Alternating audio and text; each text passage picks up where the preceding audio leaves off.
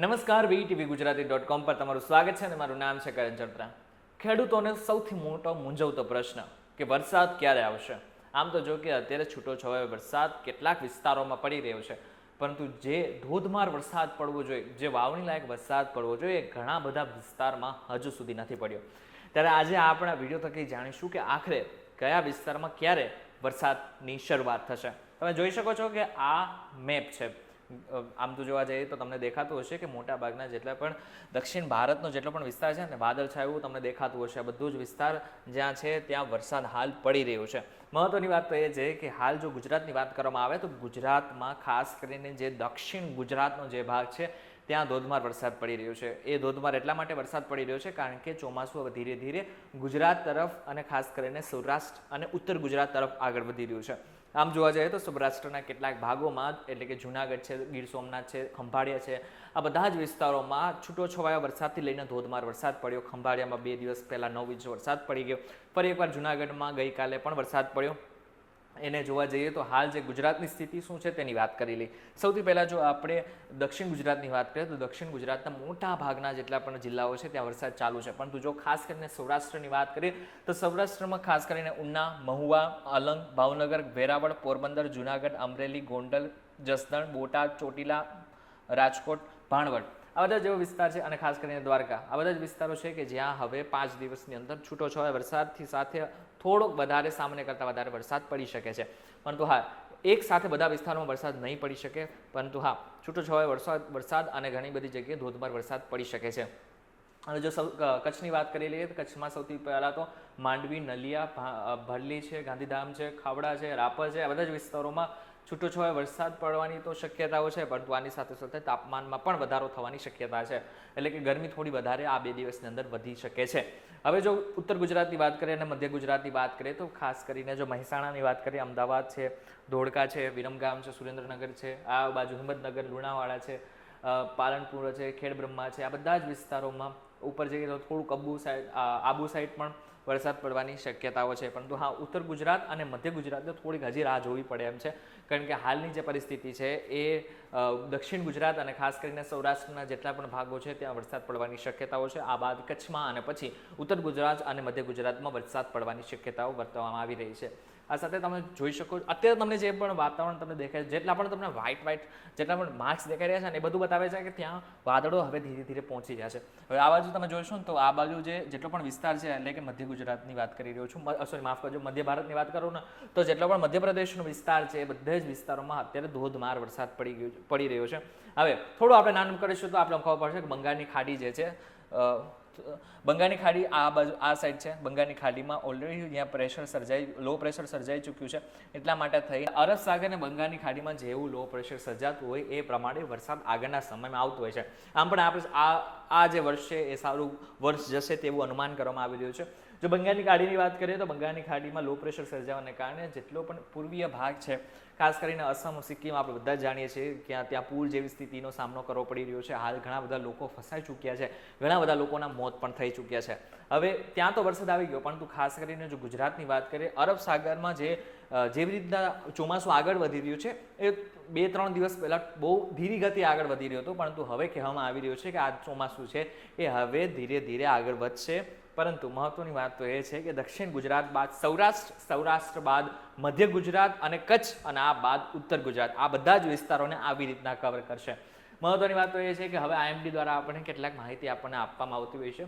આજના દિવસની વાત કરીએ એટલે કે 19 તારીખની વાત કરીએ તો કયા જિલ્લામાં કેટલો વરસાદ પડ્યો છે તેની વાત કરી લે. જેટલા પણ તમને ગ્રીન કલરનું દેખાઈ રહ્યું છે, જેટલા પણ ગ્રીન કલરના સ્ટાર છે, બધામાં અત્યારે થોડો સામાન્ય વરસાદ પડ્યો છે.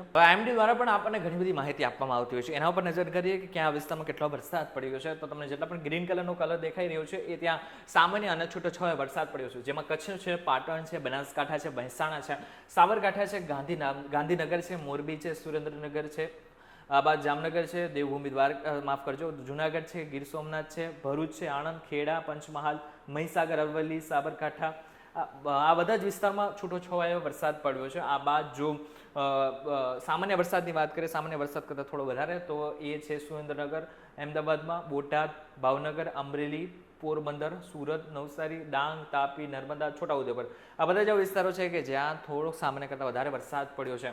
આવનારા સમયમાં જો ઇલોકલની વાત કરીએ તો ખાલી માત્ર વલસાડમાં જ અને દાદરાનગર હવેલીમાં જ એટલો થોડો વધારે પડતો ધોધમાર વરસાદ પડ્યો છે. હવે ખાસ કરીને દેવભૂમિ દ્વારકામાં વાત કરીએ તો ત્યાં પણ વધારે વરસાદ પડ્યો છે. આપણે બધાને ખબર છે કે 2 દિવસ પહેલા ખંભાળિયામાં જેવી રીતના 9 ઇંચ વરસાદ પડ્યો એ ઘણો વધારે હતો. આ જ રીતના જો હવે આગળના સમયની વાત કરીએ તો આગળના સમયમાં જો 21 તારીખની વાત કરીએ તો 21 તારીખે ક્યાં ક્યાં છૂટો વરસાદ પડશે તેની વાત કરી લે. સૌથી પહેલા તો કચ્છ, દેવભૂમિ દ્વારકા આપણે બધાને ખબર છે, પોરબંદર છે, જુનાગઢ છે, ગીર સોમનાથ છે, દીવ છે, ખાસ કરીને અમરેલી, રાજકોટ, ભાવનગર, અરવલ્લી, મહીસાગર, પંચમહાલ, દાહોદ આ બધા જ વિસ્તારોમાં છૂટો છવાયો વરસાદ પડવાની શક્યતા છે. હવે ધોધમાર વરસાદ ક્યાં પડશે, મેઘગર્જના ક્યાં થશે તેની વાત કરીએ. સૌથી પહેલા તો વડોદરા, છોટાઉદેપુર, નર્મદા, ભરૂચ, સુરત, નવસારી, તાપી, ડાંગ, વલસાડ, દમણ, દાદરાનગર હવેલી આ બધા જ વિસ્તારોમાં ધોધમાર વરસાદ પડવાની શક્યતાઓ છે. હવે વાત કરી લઈએ કે આગળના સમયમાં મતલબ 22 તારીખે ક્યાં ક્યાં વરસાદ પડશે. જેટલા પણ તમને સફેદ ભાગ દેખાઈ રહ્યો છે ત્યાં એક પણ છૂટો છવાયો વરસાદ ક્યાંક ક્યાંક પડી શકે, પરંતુ ત્યાં વરસાદની શક્યતાઓ નહીંવત 22 તારીખે દેખાઈ રહી છે. જુનાગઢ, ગીર સોમનાથ, અમરેલી, ભાવનગર, સુરત, તાપી, ડાંગ, નવસારી, વલસાડ, દમણ, દાદરાનગર હવેલી, મહીસાગર અને દાહોદ આટલા બધા વિસ્તારોમાં છૂટો છવાયો વરસાદથી સામાન્ય વરસાદ પડી શકે છે અને આની સાથે સાથે વીજળીના ચમકારાનો અનુભવ પણ તમને થઈ શકે છે.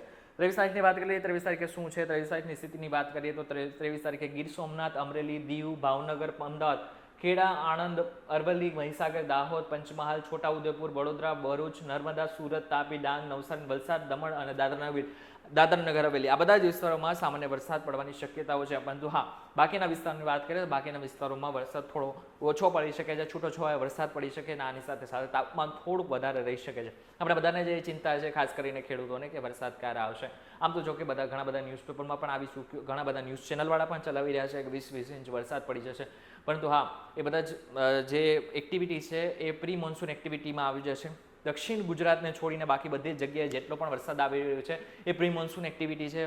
વરસાદ પહેલાંનો વરસાદ કહી શકાય. ચોમાસા પહેલાં ઘણી બધી જગ્યાએ વરસાદ પડતો હોય છે. એવી રીતના જો દક્ષિણ ગુજરાતની વાત કરીએ તો દક્ષિણ ગુજરાતમાં હાલ જે છે ચોમાસું બેસી ગયું છે એને કારણે, પરંતુ ત્યાં આજે ચોમાસું ધીરે ધીરે આગળ વધી રહ્યું છે. એટલા માટે થઈને પ્રી મોન્સૂન એક્ટિવિટીના હિસાબે સૌરાષ્ટ્રના કેટલાક ભાગોમાં છૂટો છવાયો વરસાદ પડી રહ્યો છે, ક્યાંક વધારે વરસાદ પડી રહ્યો છે. પરંતુ હા, બધી જ જગ્યાએ વરસાદ ક્યારે આવશે તેની વાત કરી લઈએ તો 22 તારીખ પછી ઘણા બધા વિસ્તારોમાં ખાસ કરીને સૌરાષ્ટ્ર અને મધ્ય ગુજરાતમાં વરસાદ આવી શકે છે એવી શક્યતાઓ વ્યક્ત કરવામાં આવી રહી છે. હવે મહત્વની વાત તો એ છે કે જે ન્યૂઝ ચેનલમાં એવું બતાવવામાં આવી રહ્યું છે કે મોટાભાગના જેટલા પણ વિસ્તાર છે ત્યાં જળબંબાકાર થઈ જશે, 20 ઇંચ વરસાદ આવી જશે. પરંતુ આ બધી જે ક્યાંક ને ક્યાંક અફવા બતાવી રહ્યું છે, કારણ કે IMD દ્વારા આવી કોઈ જ માહિતી આપવામાં આવી નથી. એટલા માટે જ તમને કંઈ કોઈ એવું કહેતા હોય કે 20 ઇંચ 25 ઇંચ વરસાદ આવી જવાનો છે, અથવા તો કોઈ ન્યૂઝ ચેનલમાં એવું બતાવવામાં આવતું હોય છે કે 20-25 ઇંચ વરસાદ આવી જશે, તો એ બધી જ વસ્તુ અફવા છે. ક્યાંક છૂટો છવાયો વરસાદ પડી શકે, બહુ એવું થાય તો પછી 10 ઇંચ જેટલો વરસાદ જેવી રીતના ખંભાળિયામાં આવ્યો તેટલો પડી શકે છે. પરંતુ હા, 20 ઇંચ, 25 ઇંચ, 30 ઇંચ આ બધી જ વસ્તુ અફવાઓ છે. એટલા માટે અફવાઓથી દૂર રહો. અને જો તમારે સાચા અને સત્ય સમાચાર સાંભળવા હોય તો માત્ર VTV Gujarati.com સાથે જોડાયેલા રહેજો.